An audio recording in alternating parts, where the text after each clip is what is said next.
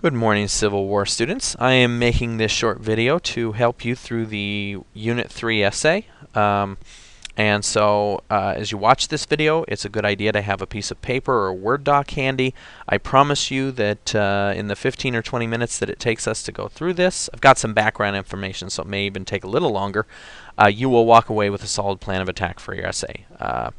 So anyway, to kind of introduce this essay, 1863. So Civil Wars fought from 1861 through 1864. 1863 is the real turning point. That is the time where it is pretty obvious that the North is going to win and the South is going to lose. And even though we go through a whole long year of war after 1863, it's a long year of loss for the South. And by the end of 1863, really by July 4th of 1863, everybody knows that the South is going to lose. What they don't know is when. That's the thing. It's like, how long is the South going to last? At this point, it's now a doomed cause for the South. And that's what I wanted to bring your attention to in this unit, and that's why I'm having you write this particular essay. What was it about 1863 that caused it to be the pivotal year of the war, the turning point year? What happens in 1863 that dooms the South? So let's start with just looking at the topic. Oh, trying to do that. There. The turning point. 1863 was a pivotal year for the Civil War. In January, the Emancipation Proclamation went into effect. The North passed a military draft that year, and the Southern economy was beginning to collapse. So all three of those things happened. The year also witnessed heavy fighting. The Vicksburg Campaign, the Battle of Gettysburg, the Battle of Chickamauga, just to name a few major battles. As the war turned increasingly brutal, both sides were grimly determined to achieve victory, but 1863 is also generally regarded as the year that the war began to go in favor of the North. Consider some of the major events and campaigns of 1863 and write out a well-developed essay of 600 or more words explaining why 1863 was the turning point for the Civil War. Another thing, I also gave you some additional information in this essay map. Consider 3 or 4 reasons why the North began to win the war in 1863. These become your body paragraphs. And I gave you a number of helpful links. If you click on these links within your Odyssey War lesson, all of these will come up to Wikipedia articles or other websites that will give you some major detail. And I'm actually going to discuss Vicksburg, Gettysburg, and the state of both the northern and southern economies in this particular essay class. Okay, now when you get an essay topic, the first step in the process is to turn the topic into a question.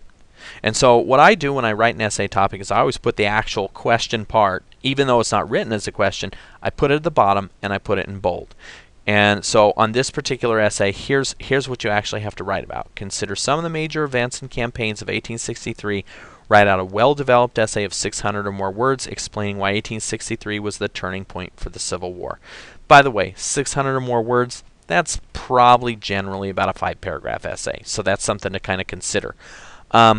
So the first step when you get an essay prompt is to turn it into a question with a question mark, and that's what I've done up here. Looking at the major events of 1863, why was this year a turning point in the Civil War? The reason why, there's 2 reasons why you do this. One, it clarifies what you're going to be writing about. So you know that basically when you write this essay, you're explaining why this was the turning point. You need to answer the question, why was this year a turning point in the war? Why was this the year that the North begins to win? The second reason this is important is your answer to that question becomes a very important sentence that you put in your intro paragraph, otherwise known as the thesis statement, that your entire essay is going to revolve around. If your thesis statement does not directly answer this question, if it doesn't look good next to this question, something is wrong with it and you need to actually change your thesis. So one of the things that you want to do when you write that thesis statement is compare it to the question. It should answer it. Your thesis statement should go something like this. 1863 was a turning point in the Civil War because, and then you suggest some reason for it. The reason could be your 3 main points. The reason could be something else, whatever. But you should see many of the words in this question in your thesis, and if you don't, something is wrong. If your answer to this question is donkeys live a long time, no one's ever seen a dead donkey, something's going wrong in your thesis statement. You need to redo it. Now, for organizational purposes, another way to look at this question is what happened in 1863 that made it pretty clear that the North would eventually win the war. The reason I say organizational purposes is because you're going to have to describe events that happen in 1863 that make this a turning point, and those events are likely going to become your body paragraph, which leads me to our next slide. Once you've turned the topic into a question with a question mark, the next part of doing an essay is organizing it. And one of the things that I've used over the years is something I call an essay map. That is, and what I've learned when I do this is if you can map out the essay, if you can have a subject for every one of your paragraphs in the essay, you are 80-90% home. And I promise you this, it cuts your time in writing that essay into down by at least a half, if not more. And so with this essay, you think, okay, 600 words, about how long is that? That's probably going to be about a 5-paragraph essay, which is your standard essay in this class anyway, right? The first thing you do is you do a little bit of basic math. Okay, if I've got 5 paragraphs and I know that one paragraph is going to be an intro and one is going to be a conclusion, that leaves me with 3 body paragraphs. If I have 3 body paragraphs and I need to identify events, major events in 1863, in all likelihood, I'm going to describe 3 events. So I change my topic question just a little bit. What 3 events in 1863 caused this year to be a turning point in the war? Why 3 events? Because I have 3 body paragraphs. So what I'm going to talk about for the rest of this little class is these are the events that I'm going to give you. You do not have to use these, but you could. These are 3 main points, 3 things that would help you get along, that would explain the turning point. One was the Vicksburg campaign. This was a major battle and campaign that had very serious consequences for both the North and the South. Another is the Gettysburg campaign. Again, major battle, major campaign that has serious consequences for both North and South. And last, by 1863, the Northern and Southern economies were definitely taking decidedly different routes that also would have major consequences to who was going to win the war, who was going to lose the war. And so what I'm going to do as I show you the rest of this is I'm going to show you an essay map using these 3 things as my main points. If you are considering doing this, this is a great place to pause this video and write down the question and the essay map that you see here. You will have a chance to do this at the end of the video as well, so you can do that right now or not. Or as you're listening to me talk, you can write that down. Another way to look at this, if you choose to organize your essay around these 3 main points, whenever you do your main points are going to answer the topic question in a specific way. Now remember, our topic question is looking at the major events of 1863. Why was this year a turning point? And our main points are Vicksburg, Gettysburg, and economic. So when we look at this, our first main point is going to answer this question. How was the Vicksburg campaign a turning point in the Civil War? Our second body paragraph, or main point 2, is going to answer this question. How was the Gettysburg campaign a turning point? And then our third answers the question, what happened to the Northern Southern economies in 1863 that was a turning point? Again, I want you to notice that what we're doing is we're really repeating that topic question, but we're doing it in a body paragraph specific type way. Now what I want to do is I'm going to shift gears here. I'm not going to talk about the essay. I'm going to actually talk about the events in case you have not connected the dots as you read the lessons. You know, maybe right now as you're thinking about the lesson, you're going, oh, I know why Vicksburg was a turning point. I know why Gettysburg was a turning point. Maybe you're not. So let's just talk about that for a second. So let's go to Vicksburg. Okay, the statistics of the Vicksburg campaign. Pretty major campaign. 75,000 Union soldiers commanded by Grant and Sherman against 30,000 Confederate soldiers commanded by General Pemberton. Both Lincoln and Jefferson believed control of Vicksburg. Vicksburg was a city on the Mississippi. I'm going to show you a map in just a second. To be critically important to winning the war. Ultimately, Vicksburg is won by the North. On July 4th, Vicksburg surrendered. There was a major battle and then a siege of Vicksburg. And at July 4th, Vicksburg surrenders. And so ultimately, control of this city that was along the Mississippi River goes to the North, and that has major consequences. Why Vicksburg? Why was this important? Well, 2 things to look at when you look at this map. Vicksburg is a city that is at the mouth of the Mississippi. It's at the very bottom. Actually, it's not quite at the bottom. It's up just a little bit in the Mississippi. Basically, the people that, if you controlled Vicksburg, you could ship goods up along the Mississippi. It also was a place where you could cross the Mississippi, and this was where goods from Texas and the West could come into the South. So if you look at this picture, this is kind of hard to tell. The shaded picture is the South after Vicksburg, and notice that there's a little corridor along the Mississippi Canal here, or the Mississippi River. What is less clear here is that corridor was not there in 1862. In other words, in 1862, the South could get goods back and forth across the Mississippi because they controlled Vicksburg. Once they lost control of Vicksburg, they no longer have control of the Mississippi. They can no longer ship their goods to the Gulf of Texas through the Mississippi, and the South is effectively cut in two. Both Lincoln and Jefferson Davis, the president of the Confederacy, knew that if the South lost Vicksburg, this was very, very bad for the South, and that's why Lincoln made that a priority, and they cut the South in two. So you can imagine. Now remember, your essay is, why was this a turning point? When does this happen? It happens in 1863. Very bad for the South, very good for the North. From now on, Texas and all the West is isolated from the South, and basically all the North has to deal with is that other little corner, and they're not getting supplies anymore. That's a problem for them. So as you think about this, why Vicksburg? Remember, this is important. Now let's talk about Gettysburg. So Gettysburg was a campaign that lasted basically a month. June 3rd was when the Army of the Potomac, was it the Army that, no, the Army of Virginia marches out of Virginia and north into the north. This is one of the, there was two invasions in the north. This was the bigger one, and they basically go through, they attack some towns in Pennsylvania, and ultimately the Southern Army runs into the Union Army just outside of a little town, Gettysburg. 3-day battle, and ultimately the result of the battle is that there are 57,000 casualties, almost even, 30,000 Union, 27,000 Confederates.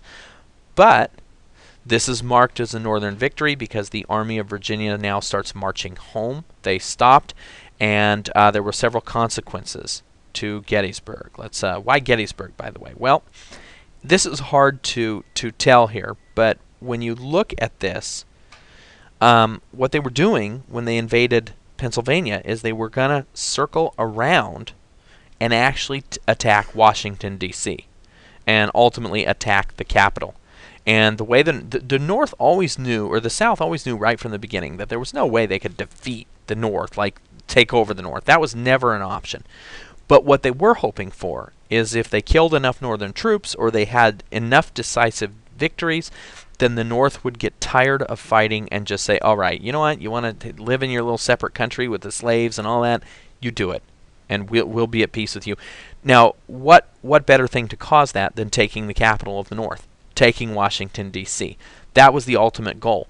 Didn't happen. The Southern troops turn around at Gettysburg and they go home. They don't have enough troops. The thing about those casualties, the North could lose those men, the South could not. By that time, when the South lost 30,000 men, they were irreplaceable. Here's another way to look at it. Consequences for Gettysburg. A, the North defeated the South on Northern soil. This was considered a Northern victory. The Southern Army had to turn around and run. This was good.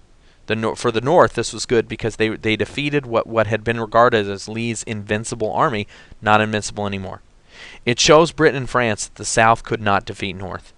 You know, Britain and France were thinking about helping the South, and the South said, if we just score this major victory, if we take the capital, now you know that the North can't win, and Britain and France are seriously thinking about coming in. That doesn't happen. Once Gettysburg happens, Britain and France realize, forget about it. It's never you're gonna lose this war. You know, this was your last ditch effort, and it didn't work. Major morale boost for the North. They know after Gettysburg, it's all downhill for the South. Also, again, interestingly enough, coincidentally, both of these victories come on July 4th, Vicksburg and Gettysburg. So the twin news of the North's capture of Vicksburg and the North's defeat of the South in Gettysburg, that's like major morale boost. Now everybody knows. What about the South? Well, their little invasion didn't turn out the way they wanted it to. It was turned back. They lost a large number of troops that could not, unlike the North, they could not replace their losses. The North were getting more troops every day. The South were seeing more troops desert every day, and they were not finding any replacements for them. So to lose 30,000 men was a major, major problem for them. That was 1/3 of their army. Showed Britain and France that the South could not defeat North. Major morale drain. And from that point on, every soldier in the Southern Army knows that now, although it's only a matter of time, there is no winning this war. So there's Gettysburg. These are two events, Vicksburg and Gettysburg. Why would that be a turning point? And again, the thing that you need to think of when you're considering your analysis for your essay is, okay, so if the South has lost these troops that they can't replace, why is that a turning point? And that's the kind of stuff that comes out of your brain. That's what needs to come into the analysis. You need to explain why this is a big deal. Let's talk about the northern and southern economies for a minute. Okay, so both the North and South were using their own printed money. The greenbacks, which eventually become our money that we use today, by 1863 are stable, and they're progressively becoming worth more throughout the war. Why were they becoming worth more? Well, because the bottom line was the northern economy all throughout the war was growing, rapidly growing. War is good for economy if you're winning and it's not being fought on your soil.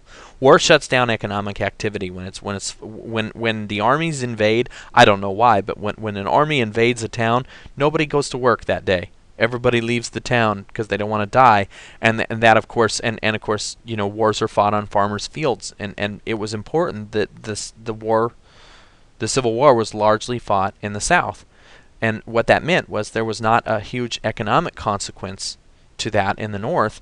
They just kept producing more. The Morrill Tariff, Legal Tender Act, National Bank Act, all of these are growing the northern economy throughout the war. Not to mention that the stuff that's happening out west is growing the northern economy. Industrial output, agricultural output, coal and oil output all grow throughout the war. That's why the greenback is becoming more stable.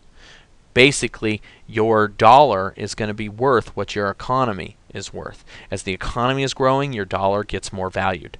Now, on the other side of the coin, graybacks. By 1863, graybacks become almost worthless. They become worth less and less because, again, things are looking dim for the South. They lose Vicksburg. They're losing all these troops.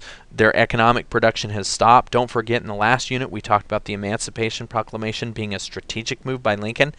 Everywhere the Northern Army is going, and it's going in more places throughout the South, slaves are defecting by droves and leaving. And remember, slaves were the backbone of the Southern economy. That's all fallen apart. By 1863, Britain, realizing that, you know, the South is going to lose the war, they switch to Egypt and India as their main cotton supply. That's another thing that was important. Cotton was the backbone of the Southern economy. Now the two biggest customers of cotton in the world are actually the biggest customer of cotton in the world, Britain, has said, you know, no thanks, we don't need your cotton anymore. We replaced you. We're growing cotton somewhere else now. It's more reliable. The other thing, fighting throughout the South disrupts agricultural production. Food riots are beginning to break out in 1863 in Richmond and other cities. The South is running out of labor. They're running out of products. They're running out of food. The Anaconda Plan was taking effect. Remember the Anaconda Plan? That's the thing that General Wilfred Scott put in place, where he basically said, we have the Navy, the South doesn't have a Navy basically, so we can just blockade them and starve them to death. And by 1863, this was absolutely taking a major toll on the South. And when you watch that final Ken Burns video, when they finally defeat the army of Lee and they meet with him, the first thing that Lee's concerned about at Appomattox is not the conditions of peace, but can you feed my men? They're starving to death. I need food for my men, and I need it like yesterday because these guys haven't eaten in 2 weeks. You know, so problems that the South is having. Okay, so basically these are three. That's a little background. Let's go back to our essay. In each body paragraph, you need to do two things. You need to identify and describe the major event, who, what, where, and when. This is the stuff you get from Wikipedia. When you are talking about the Battle of Vicksburg, mention the generals. Mention the dates that it was fought on. Give me some casualty numbers. You know, talk about that. Give me the good detail there. That's the kind of stuff you get from Wikipedia that you want to throw in. And then the second part that you have to do in your body paragraph, this is the stuff that comes out of your brain. Explain how this event proved to be a turning point in the war. So let's say you describe Vicksburg. Now what you're going to do is you're going to give me a few sentences where you're going to explain. So the reason the Vicksburg campaign was a turning point was because, and then you just explain. And you know what? Here's the neat part about that. There's no real wrong answer. There's just logical and illogical. Like if you said, okay, so the North takes over Vicksburg and the South can't cross the Mississippi and it cuts it in two, and somehow this magically makes the South twice as strong as it used to be, that would be wrong. But if any logical explanation of why the South getting cut in two would weaken the South is good. That's good analysis. The other thing that you need to think of when you go to do your body paragraphs, you need to remember that each body paragraph is 6 to 8 sentences long. If you have to do two things, identify or describe and explain, remember 3 or 4 sentences of description, 2 to 3 sentences of explanation, or hey, maybe your description is a little light. Increase the explanation. Do the counting when you do the body paragraphs because that's going to make them good. Let's go to intro and conclusion detail. The intro has to do 2 things.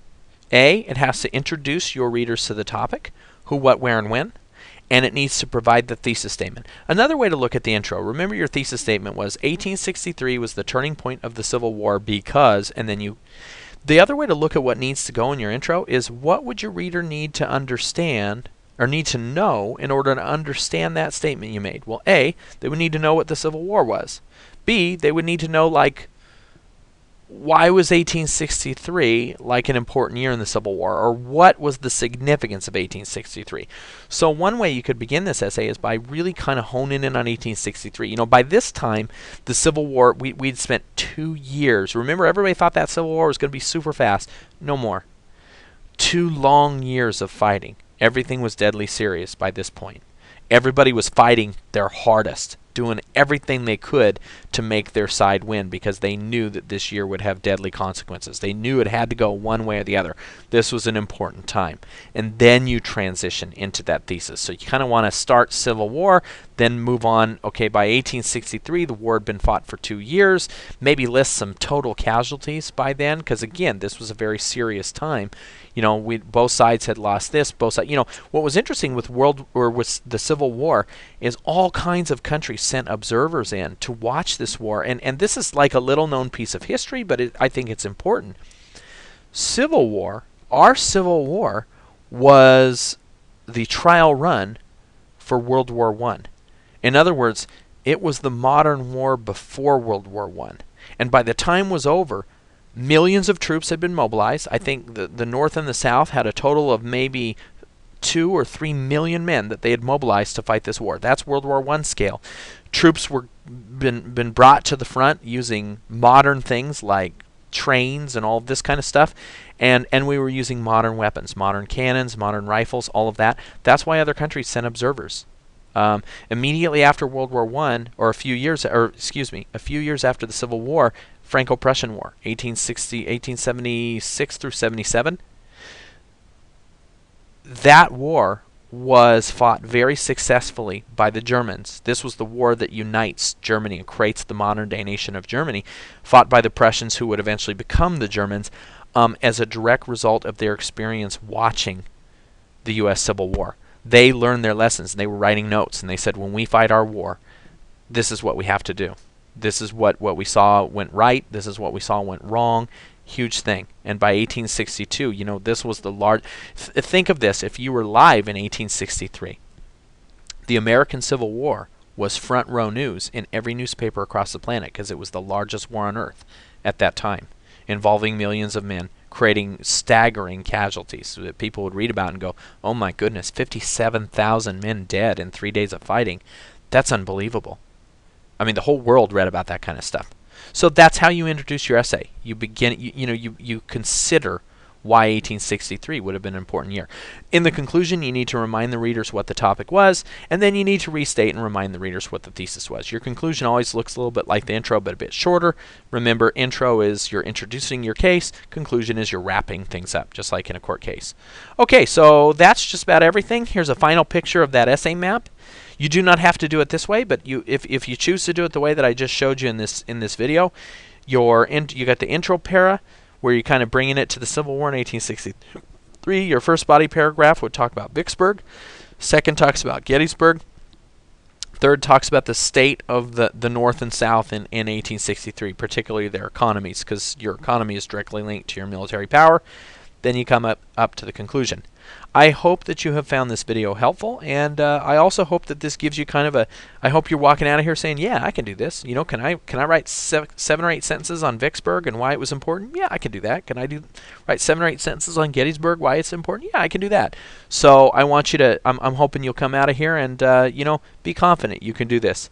Thanks a lot for watching my short little video, and until next time, have a nice time. Also, don't forget, if you need any one-on-one help, I'm always here. I'm thrilled to stop grading papers and help you one-on-one. So give me a call. Thanks a lot. Bye-bye.